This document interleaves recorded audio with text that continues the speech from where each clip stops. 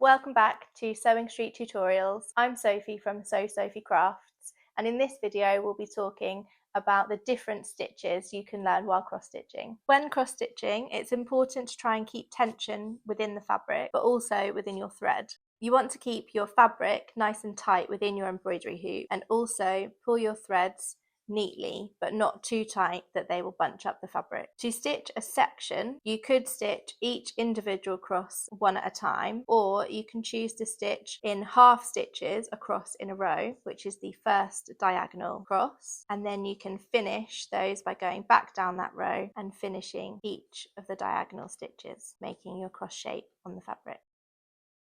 For back stitch, you will usually use one strand of embroidery thread rather than two, and this is usually to add detail or text to a pattern. Rather than stitching in a cross, these are normally stitched in a line. So for back stitch, you would stitch across, you go underneath the next one and then back on yourself.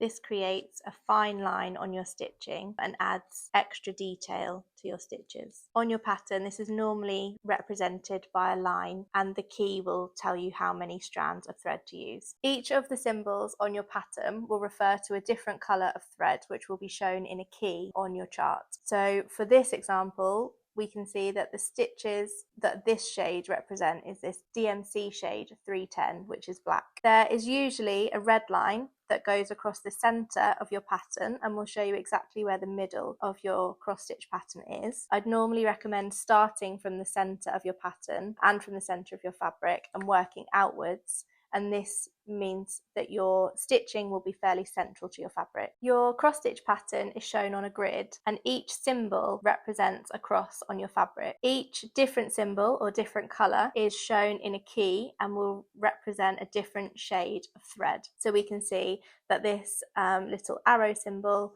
represents the DMC 310 shade, which is a black thread. The pattern is made up of various grids, so this is shown in a 10 square grid and means that it's easier to count across. Your pattern is made up of lots of gridded squares. Each symbol on your pattern will refer to a cross onto your fabric. So each of these different color symbols here will refer to that darker green thread shade or a lighter green thread shade here. For counted cross stitch, you would count across the empty squares, so they're the squares on your fabric that you need to leave blank, down to this first dark green square, so I know I need to leave 4 clear before I get to this section here. So my first stitch will be, so for this green stitch, I will be copying it across here and doing my first cross there.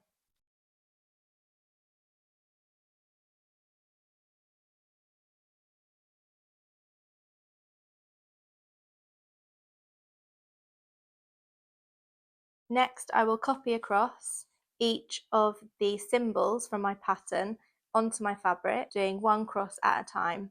So I know I need to do another dark green cross next to it.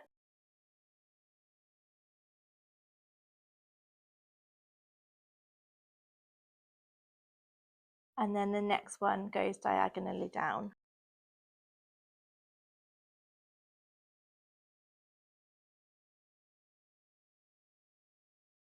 And you would copy this across one by one, following the stitches on your pattern. Thanks for watching. Don't forget to like this video and subscribe to our channel. In our next video, we'll be talking about stitching techniques and tips.